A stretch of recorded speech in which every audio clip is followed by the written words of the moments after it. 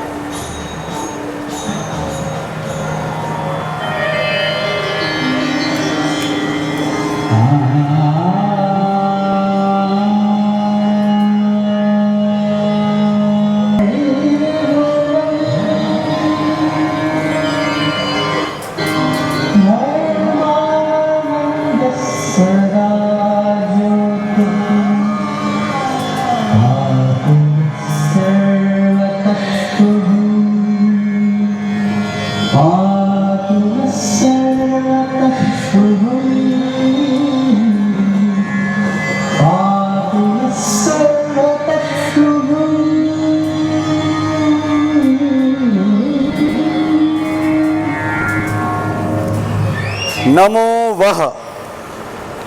स्वागत है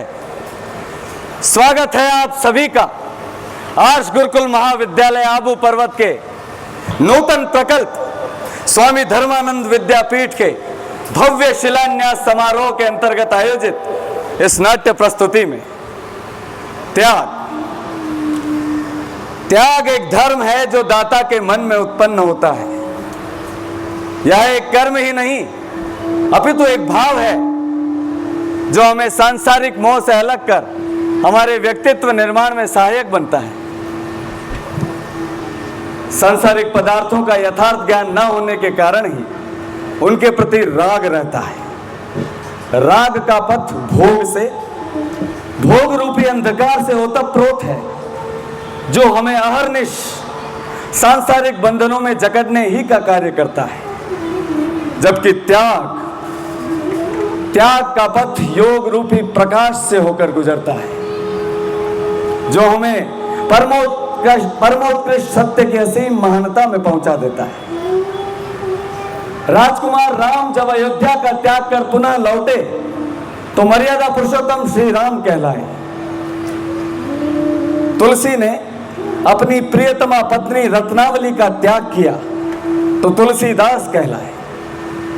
सिद्धार्थ गौतम ने घर छोड़ा तो महात्मा बुद्ध कहलाए और मूल शंकर ने गृह त्याग किया तो युग प्रवर्तक वेदोद्धारक महर्षि देव दयानंद सरस्वती कहलाए। जहां पूर्ण त्याग है वहीं सर्वोत्कृष्ट शुद्धि है, वहीं सत असत का ज्ञान होता है और ज्ञान होने पर ही सत्य की महिमा का भान होता है और तभी उस सार्वभौम सत्ता का ध्यान होता है। अतः त्याग ही वह पथ है जिस पर चलकर हम सार्वभौम सेवा पथ के पथिक बनकर सर्वोच्च सत्ता में स्थिर हो सकते हैं। यही त्याग का गूढ़ रहस्य है। प्रणाम आर्य। प्रणाम भद्र। आर्य, आज आप हमारे सभी दर्शकों को यह त्याग के गूढ़ रहस्य क्यों कर समझाने लगे? क्योंकि आज हम एक ऐसे महापुरुष की कथा सुनाने जा रहे हैं जिसने इस घोर कलयुग में त्याग की पराकाष्ठा को चरितार्थ कर दिया। आर्य, कौन है वे महापुरुष? भद्र, वे महापुरुष हैं भारतीय संस्कृति के प्रतिष्ठापक, आश पाठ विधि के उन्नायक, निडर निर्भीक स्पष्टवादी आर्य सन्यासी महात्यागी स्वामी धर्मानंद सरस्वती महाराज।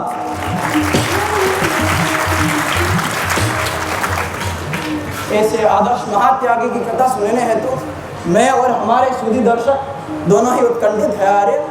अवश्य भद्र, अवश्य। दर्शकगण, वीर भूमि हरियाणा प्रदेश के हिसार जनपद के अंतर्गत खाबड़ा कला ग्राम में गांव के प्रतिष्ठित व धर्मात्मा पुरुष चौधरी जियाराम जी बैंदा और माता चावली देवी के यहाँ हमारे कथानायक ने जन्म लिया। घर वालों ने बड़े ही प्रेम से उनका नाम रखा पृथ्वी सिंह। पृथ्वी सिंह? हाँ भद्र, पृथ्वी सिंह बाल्यकाल से ही बड़े कुशाग्र बुद्धि व तेजस्वी बालक थे। पृथ्वी सिंह के चाचा जी श्रीमान रूप राम जी बड़े आप्त पुरुष व दृढ़ आर्य समाजी थे।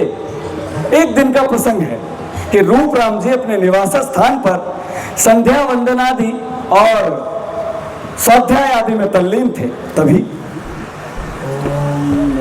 संभवाय च मयो भवाय च नमः शंकराय च मयस्कराय च नमः शिवाय च शिवतराय च ओम शांति शांति शांति।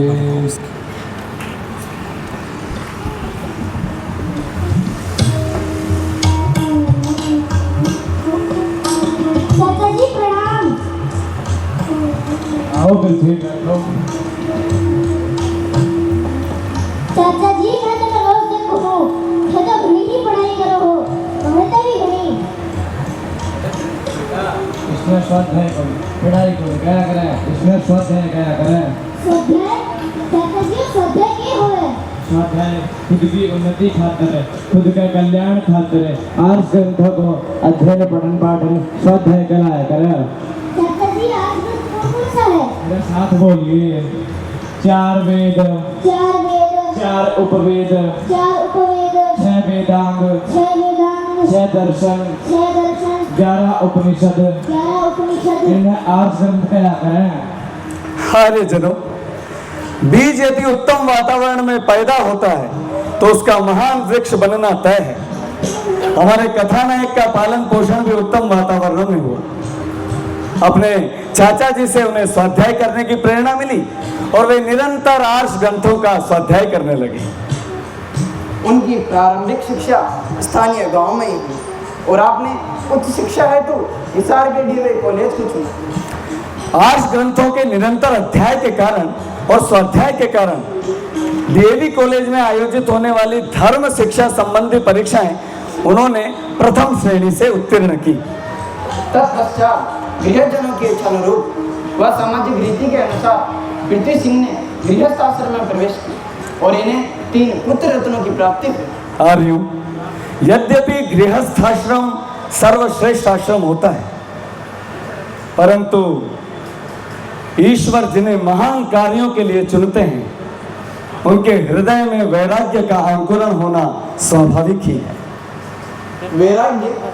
आर्य, कहिए आपका अभिप्राय पृथ्वी सिंह के गृह त्याग से तो नहीं? हाँ भद्र, मात्र 29 वर्ष की आयु में पृथ्वी सिंह ने गृह त्याग करने का कठोर निर्णय ले लिया। परंतु आर्य, क्या पृथ्वी सिंह के लिए गृह त्याग करना इतना सहज था?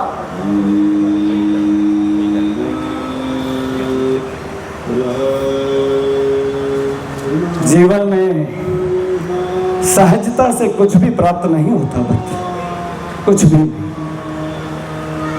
गृह त्याग करने से पूर्व उनके भीतर के पिता ने उन्हें रोका कि उनके छोटे छोटे बच्चों का क्या होगा, क्या होगा उनकी धर्म पत्नी का भविष्य, जिसका पानी ग्रहण कर अग्नि के समक्ष उन्होंने प्रतिज्ञा की थी कि जीवन भर तुम्हारी रक्षा करूंगा, तुम्हारा साथ कभी नहीं छोड़ूंगा। प्रिय, क्या दशा होगी उनके माता पिता की, जिन्होंने बचपन से लेकर युवावस्था तक उनका पालन पोषण किया। कितनी भयंकर पीड़ा होगी उनके भाइयों और बहनों को, जो उन्हें इतना स्नेह और प्रेम देते रहे। फिर क्या हुआ आर्य? राग और वैराग्य का यह युद्ध 6 वर्ष तक चला और इस युद्ध में वैराग्य विजयी हुआ और पृथ्वी सिंह ने कंटकों से भरे हुए उस मार्ग पर चलने का निर्णय किया जिस पर चलने का साहस एक महात्यागी ही कर सकता है। और और एक ऐतिहासिक पत्र अपने परिवारजनों के नाम गांव के किसी व्यक्ति को सौंप और वह व्यक्ति वह पत्र लेकर उनके घर पहुंचा। जयराम जी, चौधरी जयराम जी, के है के बात होगी देखो।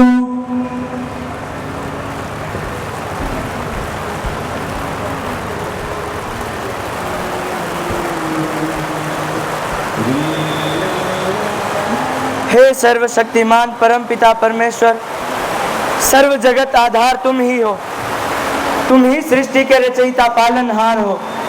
हे जननी जन्मभूमि, मैं नतमस्तक होकर तुम्हें नमस्कार करता हूँ। पूज्य माता पिता और चाचागण, आदरणीय बड़े भाई बहन, प्यारे छोटी बहन व भाइयों एवं परिवार के समस्त सदस्यों, आप सभी को मेरी ओर से सादर नमस्ते।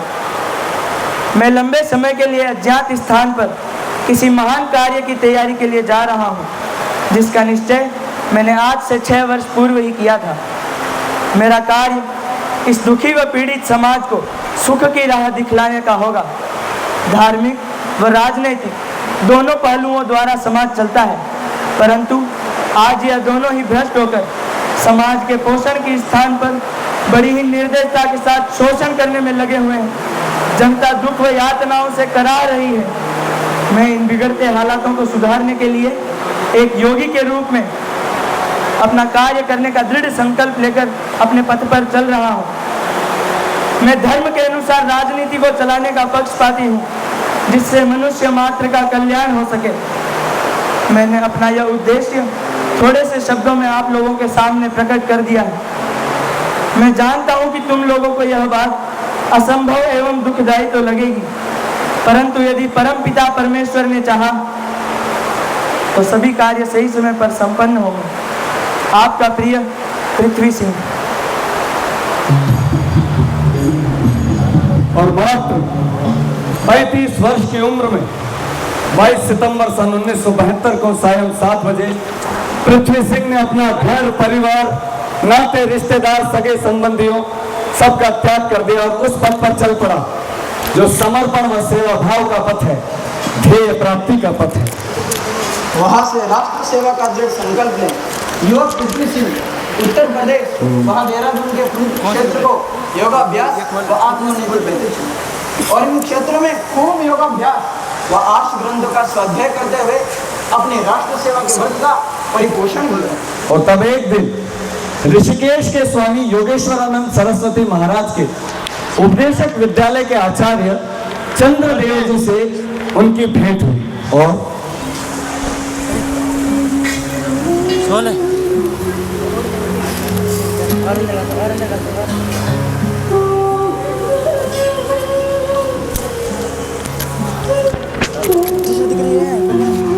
बढ़िया दिख रही है।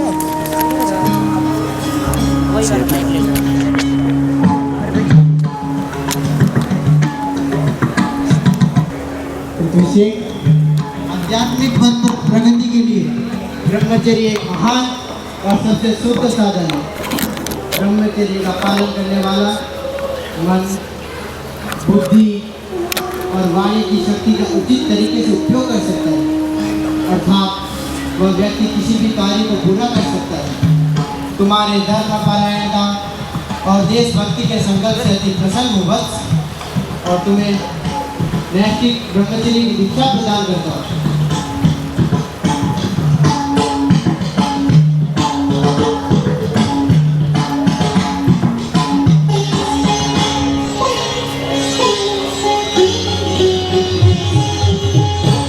आज से समस्त संसार तुम्हें ब्रह्मचारी कपिल देव के नाम से जानेगा।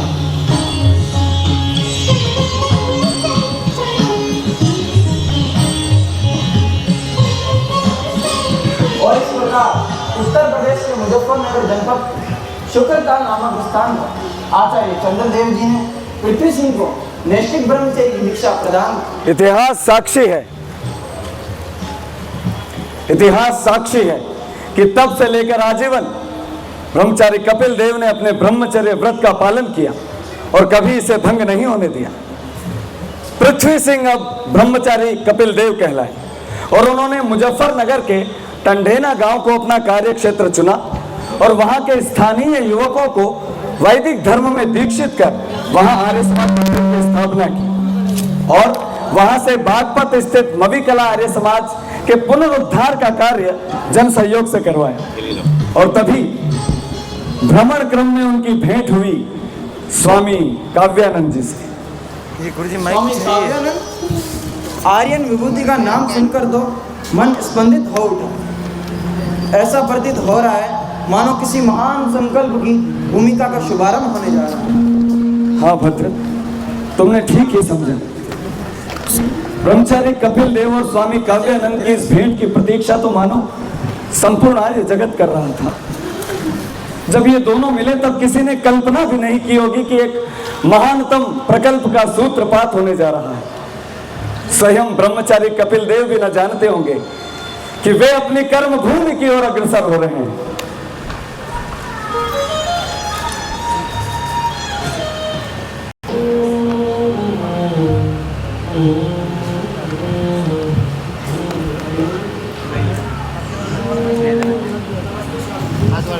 माइक देखिए। नमस्ते ब्रह्मचारी, कहो किस आकांक्षा से आना हुआ? आकांक्षा नहीं महात्मन, अनुरोध। और मेरा यह अनुरोध आप ही पूर्ण कर सकते हैं। आबू पर्वत की जंगली गुफा में रहने वाला एक तुच्छ सन्यासी कैसे तुम्हारा अनुरोध पूर्ण कर सकता है? स्वामी जी, महर्षि दयानंद की जीवनी से मुझे ज्ञात हुआ है कि ऋषि ने कई वर्षों तक आबू पर्वत जैसे पवित्र तीर्थ में रहकर तप साधना की थी। मेरी भी प्रकट इच्छा है कि मैं भी आबू पर्वत में रहकर ईश्वर उपासना व योगाभ्यास आदि करते हुए अपना जीवन धन्य कर पाऊं। परंतु यह मार्ग इतना सरल नहीं है ब्रह्मचारी। गृह त्याग जितना कठिन तो नहीं महाराज।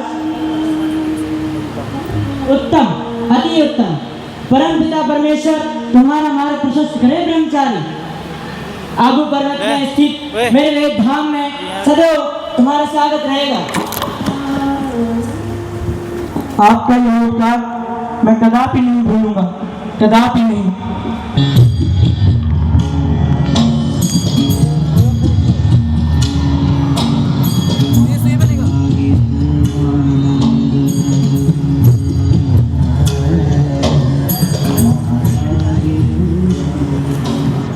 आर्य सन्यासी स्वामी काव्यानंद की स्वीकृति पाकर ब्रह्मचारी कपिल देव सन 1975 के प्रारंभ में अपनी कर्म भूमि आबू पर्वत के वेदधाम नामक स्थान पर पहुंचे। ब्रह्मचारी कपिल देव ने शीत, घाम, वर्षा आदि सभी ऋतुओं को सहन करते हुए आबू पर्वत के उन विकट पहाड़ियों में आर्य गुफा नामक स्थान बनाकर 6 वर्ष तक वहां घनघोर तपस्या की।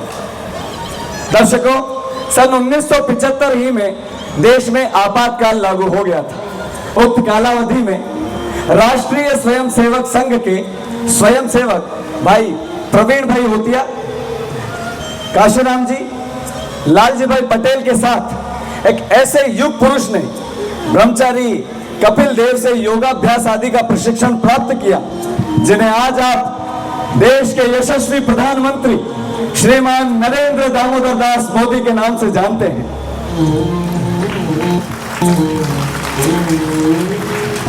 मोदी जी अक्सर स्वामी जी को कपिल मुनि के नाम से याद किया करते थे।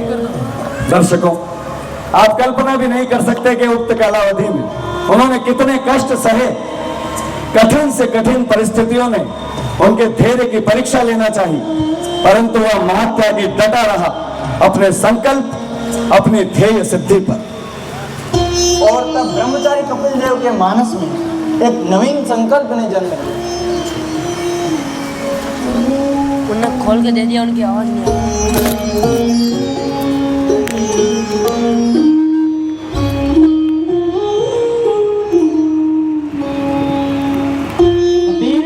आओ मेरे निकट बैठो।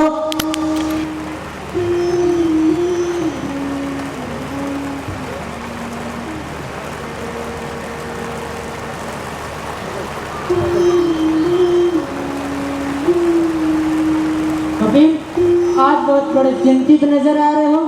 कहो क्या बात है? स्वामी जी, आबू पर्वत में रहते लगभग 6 वर्ष व्यतीत हो गए हैं, परंतु बहुत दिनों से मन में एक बात आ रही है। पर यह सोचकर कि यदि कोई बात मन में आ जाए ब्रह्मचारी, तो उसे वचन में लाना अनिवार्य है, अन्यथा वो कर्म में परिणित नहीं होती। कहो क्या बात है? स्वामी जी, आबू पर्वत अरावली पर्वतमाला में स्थित एक अनुपम तपोतीर्थ है। इसका प्राचीन नाम आर्यावली था। हमारे पूर्वजों द्वारा रक्षित आर्यों की यह आर्यावली आज देशी विदेशी पर्यटकों के भोग विलास का केंद्र मात्र बनकर रह गई है। भोगवाद ने इस पुण्य भूमि को दूषित कर रखा है। आवाज सही नहीं आती, थोड़ा आगे से चलाना। अतः इस पुण्य भूमि आर्यावली में सनातन धर्म और वैदिक सिद्धांत के मूल्यों को प्रकाशित कर सके, ऐसे एक केंद्र का होना परम आवश्यक है। अतः मेरा विचार है कि हम इस आर्य भूमि पर एक आर्य समाज मंदिर की स्थापना करें। तुमने तो जैसे मेरी मन की बात छीन ली कपिल। तुम्हारा ये विचार सर्वथा उपयुक्त है। नक्की झील के पास स्थित चिंतामणि नामक साधु की गुफा का समीपवर्ती स्थान इस उपकरण हेतु सर्वोत्तम स्थान है। ईश्वर तुम्हारे स्वप्न को साकार करने का सामर्थ्य तुम्हें प्रदान करे। हाँ तो माइक ले लेके बोल लेना। पहले मैं बोल के रुक जाऊंगा, करंट इधर से जाएगा तो इसको माइक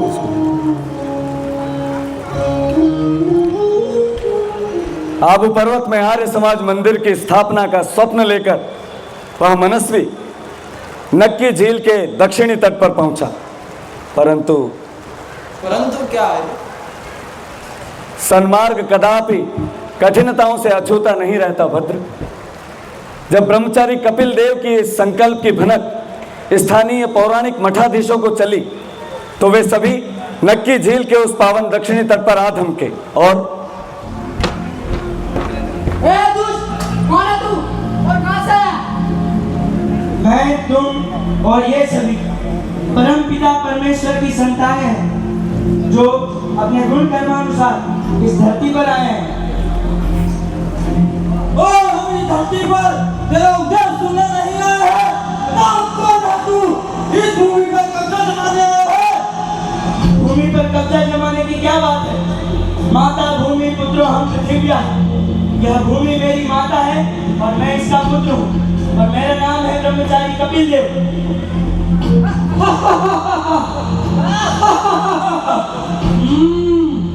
ब्रह्मचारी, पता नहीं ब्रह्मचारी के भेष से कौन सा पाखंडी है तू, पर एक बात कान खोल कर सुन ले, अगर इस भूमि पर कब्जा जमाने की कोशिश की तो परिणाम बहुत घातक होंगे। परिणाम की चिंता वो करते हैं जिनमें कर्म करने का साहस नहीं होता है। मैं इस भूमि पर आर्य समाज की स्थापना का संकल्प लेकर आया हूँ। परिणाम क्या होगा यह तो ईश्वर ही तय करेंगे।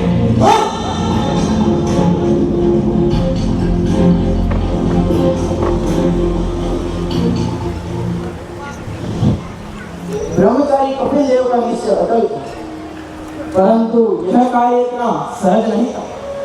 जब डराने धमकाने से वह ब्रह्मचारी विचलित नहीं हुआ, तब उस पर अनेक विध आक्रमण करवाए गए, मारपीट की। और जब इतने पर भी बात नहीं बनी तो उन पर पुलिस में मुकदमे लिखवाए गए। और तब पुलिस ने क्या किया होगा ये आप अच्छी तरह जानते हैं। परंतु वह दयानंद का सच्चा सिपाही, वह मनस्वी, वह शूरवीर डगमगाया नहीं। बाधाओं से भयभीत होना उसके शब्दकोश में ही नहीं था।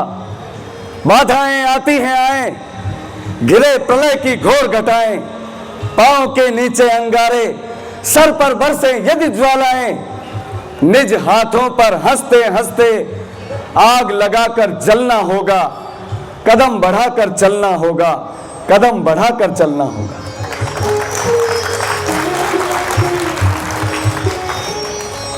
इस ध्येय मंत्र को आत्मसात कर वह समस्त विरोधियों को परास्त कर उस नरशार्दूल ने कठिन परिश्रम तथा सामाजिक सहयोग से 3 जून 1980 को नक्की झील स्थित आर्य समाज आबू पर्वत आर्य समाज मंदिर का शिलान्यास कर संकल्प जरूर था।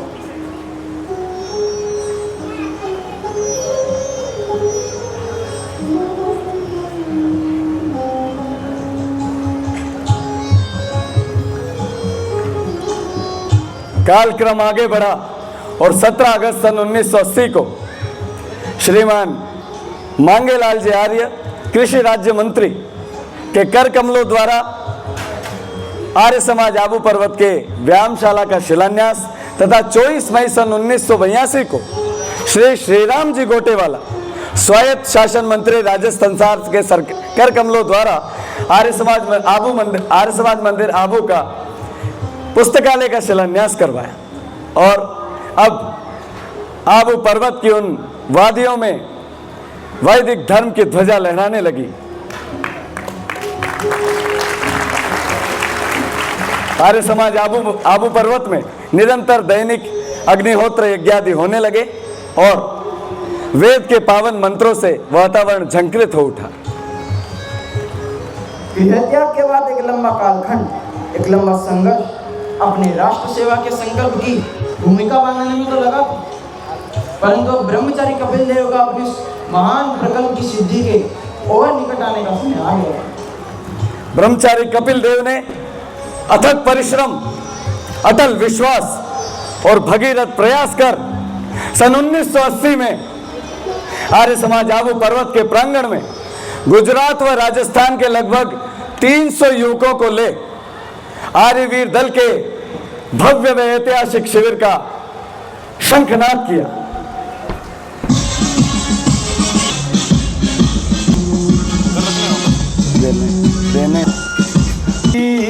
जागृही आर्यवीर जागृही मातृभूमिरिच्छति देवभूमिरिच्छति मातृभूमिरिच्छति देवभूमिरिच्छति आर्यवीर जागृहे।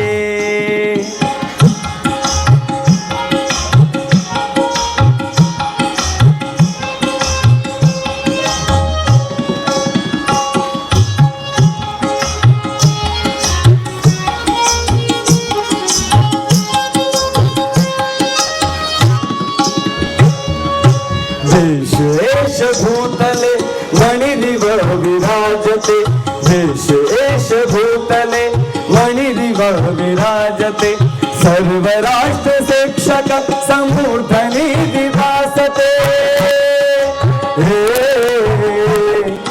सर्वराष्ट्र शिक्षक समूर्धनि विभासते तदीय रक्षणे मुदा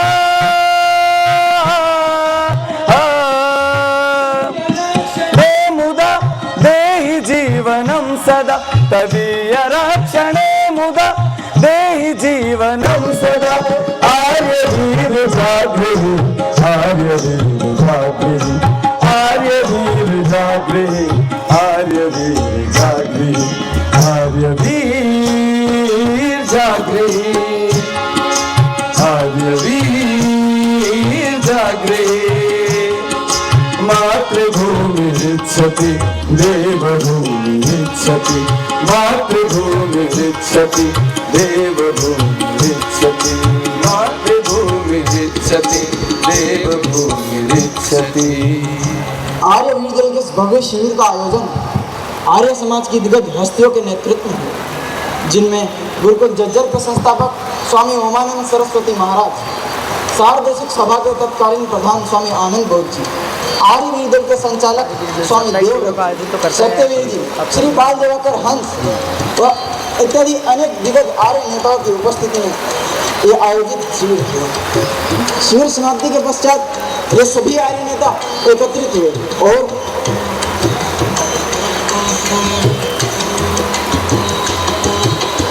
आप सभी महानुभावों के सहयोग से एवं परमपिता परमेश्वर के आशीर्वाद से आर्यवीर दल का यह 1 मासीय शिविर संपन्न व सफल हो पाया है।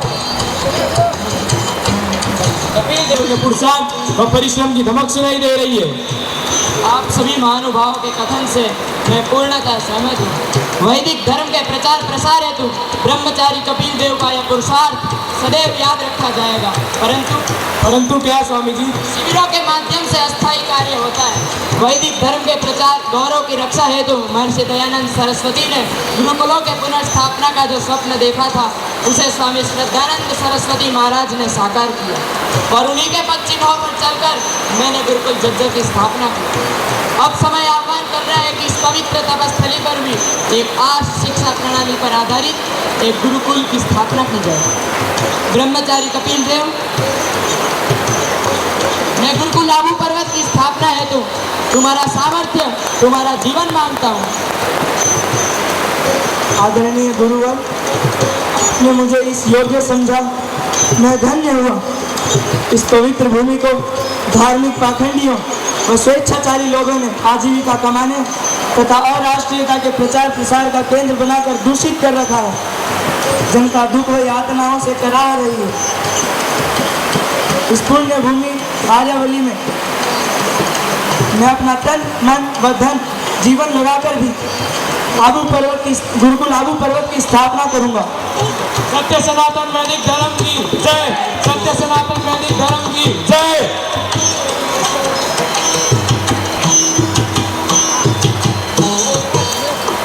आर्य ब्रह्मचारी कपिल देव ने अपने इस भीषण संकल्प को कैसे पूरा किया? अपना सर्वस्व समर्पित किए बगैर तो ऐसे भीषण संकल्प पूरे नहीं होते। अब वह महात्यागी अपने महात्याग के उस अगले चरण में पहुंचा जिसे हम संन्यास कहते हैं। संन्यास?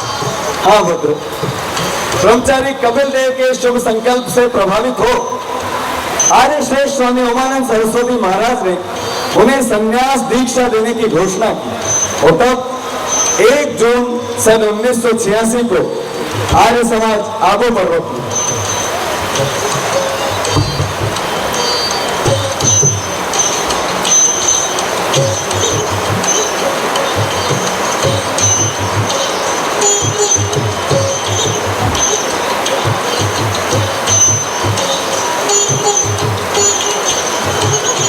अपना सर्वस्व समर्पित किए बगैर तो ऐसे भीषण संकल्प कदापि पूर्ण नहीं होते थे। अब उस महात्यागी ने निश्चय किया कि जिस संसार में उसका ब्रह्मचर्य आश्रम भी था, उसने गृहस्थ आश्रम में प्रवेश किया। अब सीधे ब्रह्मचर्य व्रत पुनः लेकर मुझे संन्यास की ओर लौट जाना चाहिए।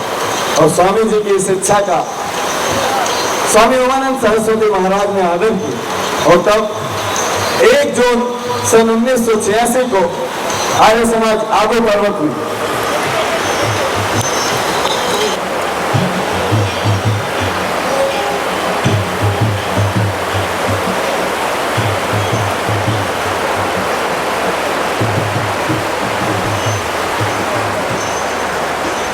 हे तपस्वी, चाहे निंदा, चाहे प्रशंसा, चाहे मान, चाहे अपमान, चाहे जीना, चाहे मृत्यु, चाहे हानि, चाहे लाभ हो, चाहे कोई प्रीति करे, चाहे वैर बांधे, चाहे अन्न पान वस्त्र उत्तम स्थान मिले न मिले, सर्वदा अधर्म का खंडन और धर्म का मंडन करते रहना। आज से आप स्वामी धर्मानंद सरस्वती हो।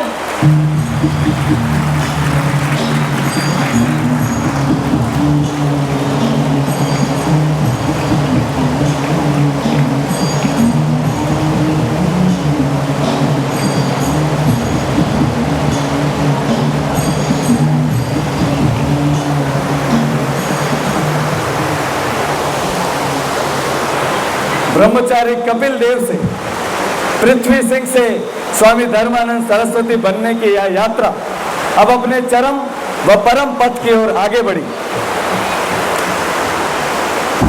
अपने संकल्प को मूर्त रूप देने के लिए उचित भूमि की आवश्यकता है।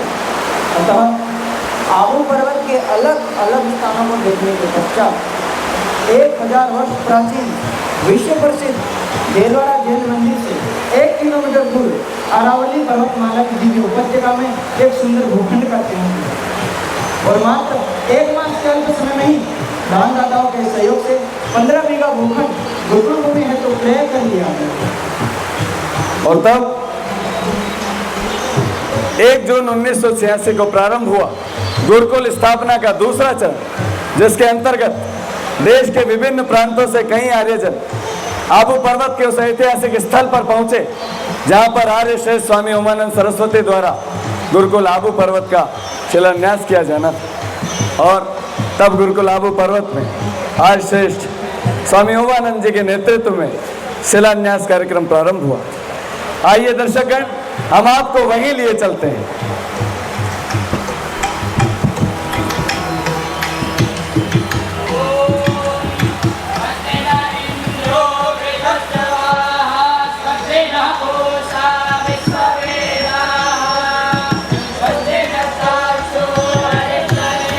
मैनेज करो ना यार आप लोग, अकेले किसी के पास माइक है नहीं है, देखो तो सही दोनों तरफ।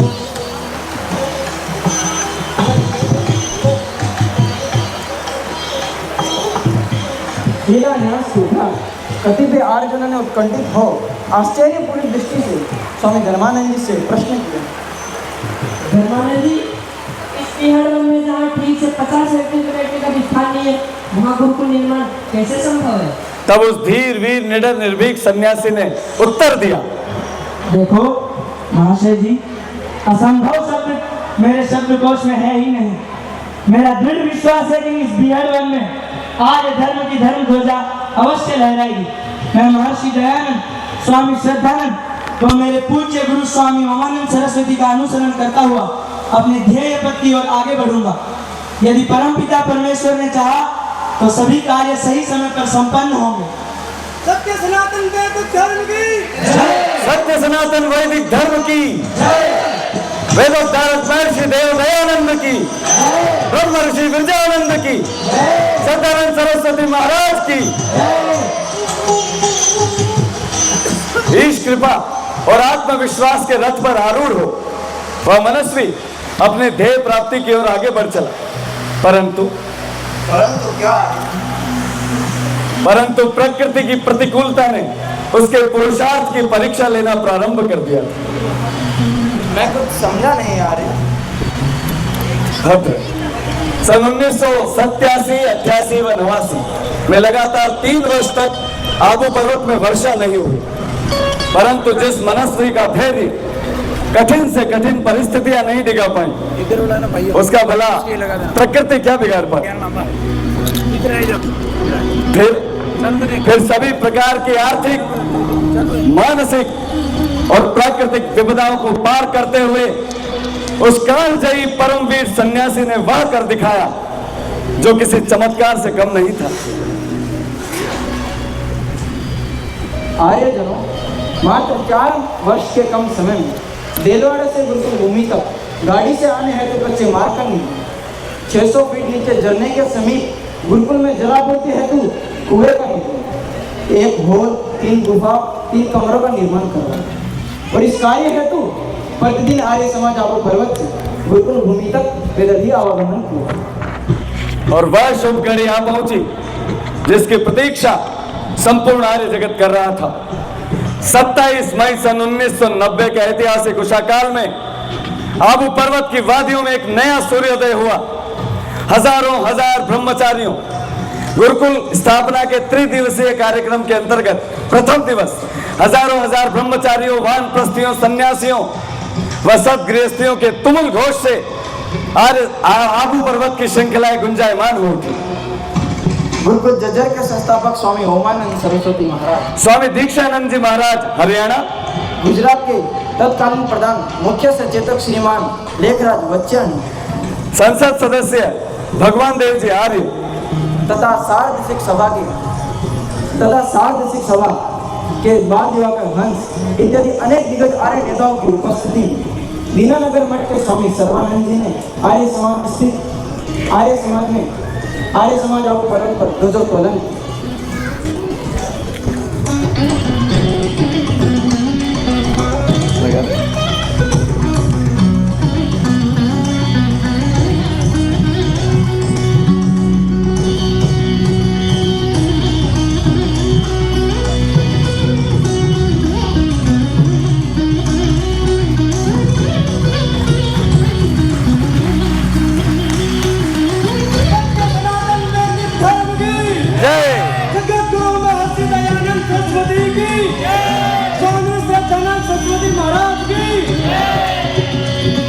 परम पिता परमेश्वर को नमन, युग प्रवर्तक देव दयानंद को, नमन गुरुकुल संस्कृति के पुरोधास स्वामी श्रद्धानंद जी महाराज को, यहाँ उपस्थित आर्य सन्यासियों को मेरा नमन, देश के विभिन्न भागों से पधारे आर्य परिवारों को नमन।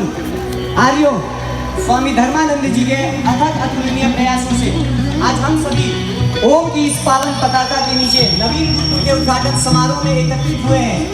इस संसार में वास्तविक धर्म प्रचार का और संसार को सुखी करने का मूल आर्य शिक्षा प्रणाली में निहित है, क्योंकि आर्य शिक्षा से ही मनुष्य में मानवीय मूल्यों का विकास होता है। इसी आर्य शिक्षा प्रणाली के नवीन केंद्र का नाम होगा आर्य गुरुकुल महाविद्यालय आबू पर्वत। गुरुकुल संस्कृति, गुरुकुल संस्कृति, गुरुकुल संस्कृति, गुरुकुल संस्कृति।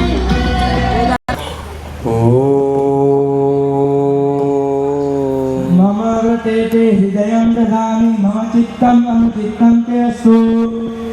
मम वाचम् एकमनाजुषस्व बृहत्पतिष्व नियनक्तुमह्यम्। ॐ यज्ञोपवीतं परमं पवित्रं प्रजापतिर्यत् सहजं पुरस्तात् आयुष्यमग्र्यं प्रतिमुञ्च शुभ्रं यज्ञोपवीतं बलमस्तु तेजः। ॐ यज्ञोपवीतमसि यज्ञस्य त्वा यज्ञोपवीतेनोपनह्यामि।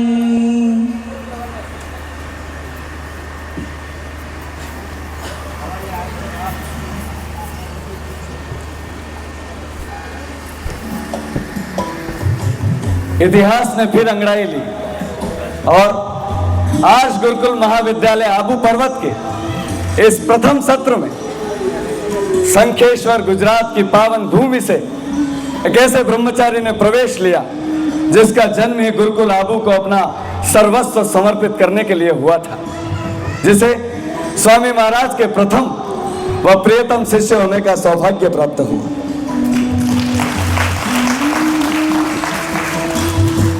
एक और गुरुकुल की उन्नति हेतु स्वामी जी महाराज का तप वह पुरुषार्थ निरंतर चल रहा था, तो दूसरी ओर वह मनस्वी ब्रह्मचारी अपने पूर्ण मनोयोग से आर्ष विद्या को आत्मसात करने हेतु अपनी धर्म यात्रा प्रारंभ कर चुका था। काल चक्र आगे बढ़ा और स्वामी धर्मानंद सरस्वती महाराज द्वारा आरोपित वह पौधा पुष्पित होने लगा था। गुरुकुल ही नहीं अपितु वह गुरुपरायण ब्रह्मचारी भी अपने गुरुवर के उस उद्देश्य के लिए अपना संपूर्ण जीवन खपा देने हेतु तत्पर था, जिसके लिए स्वामी जी महाराज ने अपना घर परिवार सब त्याग दिया। आर्य, कहिए आपका संकेत। हाँ भद्र, गुरुकुल रूपी उद्यान को उसके उत्तराधिकारी देने का समय आ गया था। तब एक दिन स्वामी जी देव यज्ञ के पश्चात गुरुकुल की यशशाला में पधारे और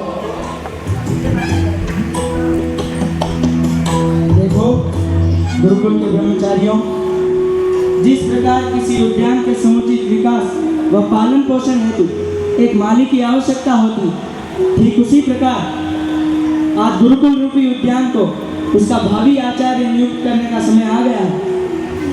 गुरुकुल के आचार्यों की जिस परंपरा का निर्वाह श्री भीमसेन जी, स्वामी यज्ञानंद जी, धर्मवीर जी, सत्यवीर जी और चंद्रवेश जी सहित समर्पित आचार्यों ने किया, ठीक उसी परंपरा को आगे बढ़ाते हुए आज मैं गुरुकुल के सबसे समर्पित, अनुशासित व कर्मठ ब्रह्मचारी को गुरुकुल का भावी आचार्य नियुक्त करने जा रहा हूँ। ब्रह्मचारी मेरे निकट आओ।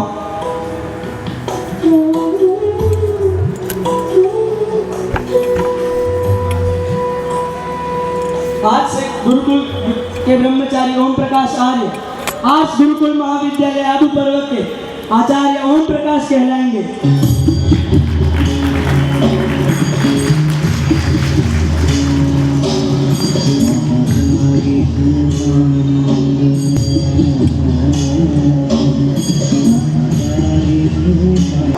आचार्य ओम प्रकाश जी को सौंप वह विचार सन्यासी अपने नामानुरूप धर्म के आनंद में विचरण करते।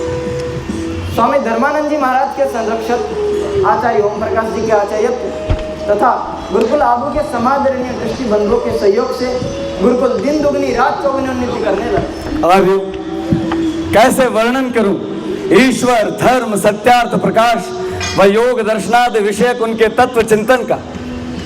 कैसे प्रतिपादन करूं भारतीयता, राष्ट्र सेवा, राष्ट्र चिंतन और राजनीतिक चिंतन की उनकी गहरी समझ का कैसे आकलन करूं, ब्रह्मचारियों व उनके अभिभावकों के प्रति उनके स्नेहपूर्ण व सार गर्भित मार्गदर्शन का। ऐसे अनेक सद्गुणों और ऐसे अनेक उन सद्गुणों के प्रसंगों से उस कृत धर्मा तपस्वी का जीवन भरा पड़ा है। मुझ अल्प बुद्धि में इतना सामर्थ्य ही नहीं कि मैं उस कालजयी सन्यासी का, उस धर्मेता का, उस ब्रह्मदानी के उच्चतम जीवन चरित्र का इतने अत्यल्प समय में आपके समक्ष प्रस्तुत कर सकूं। अब स्वामी धर्मानंद जी महाराज का जोर से बोल। अब स्वामी जी के जीवन का अंतिम अध्याय प्रारंभ हुआ। दर्शकों, बुलबुल आबू ने जैसे ही 26वें वर्ष में प्रवेश किया तब सन 2016 में स्वामी जी महाराज पर एक अल्जाइमर्स नामक भूलने की बीमारी ने आघात। लगातार 5 वर्ष तक स्वामी जी महाराज इस असाध्य रोग से जूझते रहे। उक्त वर्षों में व उसके बाद भी गांधीनगर के श्री डॉक्टर संजय शाह जी ने सहपरिवार तथा आबू पर्वत के कंपाउंडर श्रीमान सतीश जी ने निस्वार्थ भाव से सेवा की। और तब जनवरी 2021 में डॉक्टरों द्वारा ज्ञात हुआ कि उनके आमाशय में अंतिम स्टेज का कैंसर। समझे, जिस निष्काम सन्यासी ने स्वप्न में भी किसी का अहित नहीं किया था, न जाने काल उसके लिए इतना निष्ठुर क्यों हो चला था। जिसने विश्व कल्याण के लिए अपने जन्मभूमि तक का त्याग कर दिया, अब उस महात्यागी का अपनी कर्म भूमि को त्यागने का समय आ गया था। जिसने मुझ जैसे न जाने कितने शूद्र व अकिंचन बालकों को पिता के तुल्य पाला पोसा, वो हजारों हजार ब्रह्मचारियों का अभाव हमें आज अनाथ करने जा रहा था, अनाथ करने जा रहा था। हाँ प्रारब्ध, हाँ प्रारब्ध।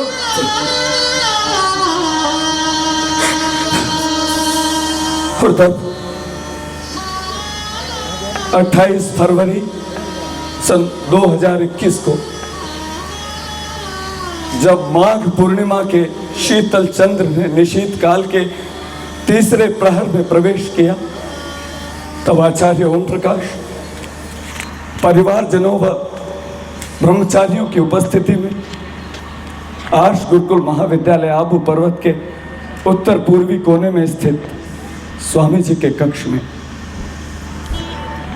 ईशावास्यमिदं सर्वं यत्किञ्च जगत्यां जगत् तेन त्यक्तेन भुञ्जीथा मा गृहः कस्य सिद्धनम् कुर्वन्नेवेह कर्माणि जिजीविषेच्छतगुं समाः एवं त्वयिनान्यथेतोऽस्ति। आपके द्वारा दिए गए परम पवित्र वेद ज्ञान को जन जन तक पहुंचाने के लिए किसी ऋषि आत्मा को इस भारत भूमि पर भेजने की कृपा करें। किसी ऋषि आत्मा को इस भारत भूमि पर भेजने की कृपा करें।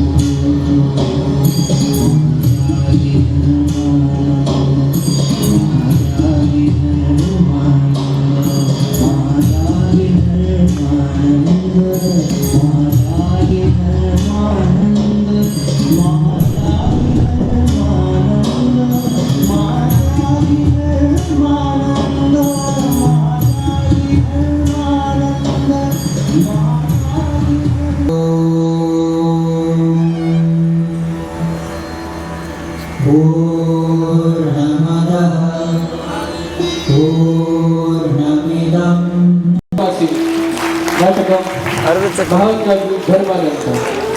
थोड़ा उसको पीछे कर दो। संप्रति भवता प्रस्तुयते पत्र परिचय।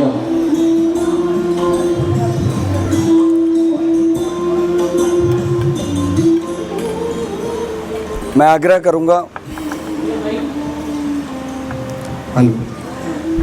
करूंगा सभी पात्र अपना परिचय स्वयं दे। कैसे देना है वो मैं बता दे रहा हूं। मैं अर्जुन देव सूत्रधार की भूमिका में।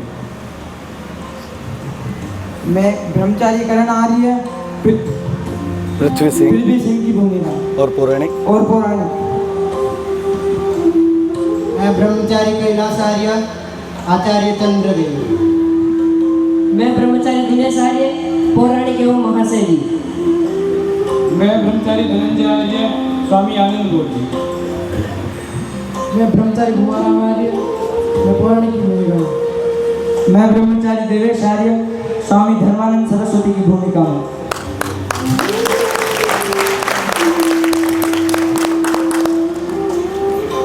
मैं ब्रह्मचारी रविंद्र आर्य पृथ्वी सिंह की भूमिका में।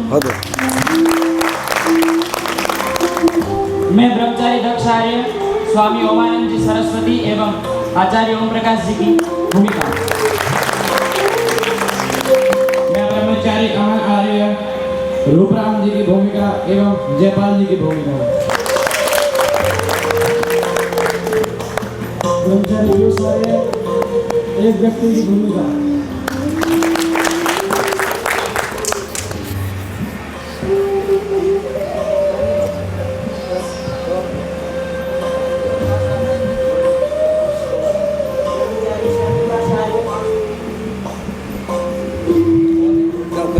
बोलना तो बंद कर दे। ब्रह्मचारी श्याम प्रकाश आर्य स्वामी काव्यानंद जी का एवं भगवान दास जी का भूमिका।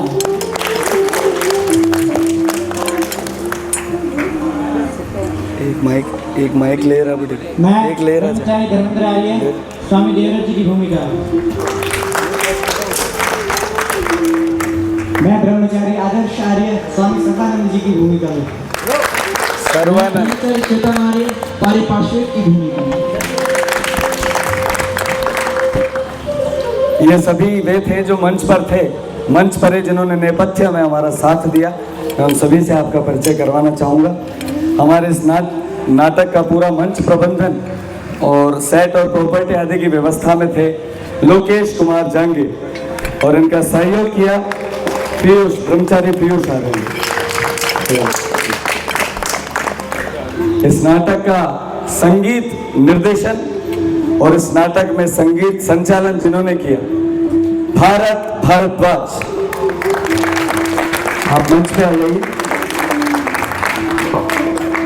नाटक में आज सौभाग्य से मेरे नाट्य गुरु जिन्होंने मुझे मेरे बाल्यकाल का अर्थ है जब से मैंने अभिनय सीखना शुरू किया, बाल्यकाल से ही मुझे अभिनय की वर्णमाला सिखाई और आज हमारे इन ब्रह्मचारियों का रूप सज्जा की मेरे आदरणीय गुरुदेव श्रीमान दीपक भारद्वाज जी। आप युवतरंग संस्कृत नाट्य दल के राष्ट्रीय अध्यक्ष हैं।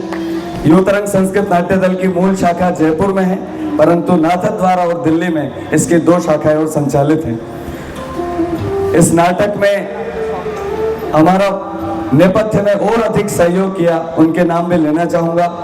मेरे ज्येष्ठ भ्राताश्री श्रीमान गगेंद्र सिंह जी, वो भी मंच पे आए। राम दयाल जी, इन्होंने भी बहुत सहयोग किया और इस नाटक की जो पूरी भूमिका बनी, इस नाटक का जो आदेश मिला, इस नाटक की जो प्रेरणा मिली, इस नाटक में मेरा पूर्णतः मार्गदर्शन किया। और ये नाटक जिनके लेख पर आधारित है, ऐसे मेरे आदरणीय गुरुवर स्वामी ओमानंद सरस्वती महाराज। मैं आग्रह करूंगा स्वामी जी से कि जो अंतरिम प्रेरणा पुंज हैं वो आज गुरुकुल महाविद्यालय आबू पर्वत के संस्थापक स्वामी धर्मानंद सरस्वती महाराज। रामदयाल जी से आग्रह है जो आगे लेकर आएंगे। अर्जुन देव जी का बहुत चिंतन मनन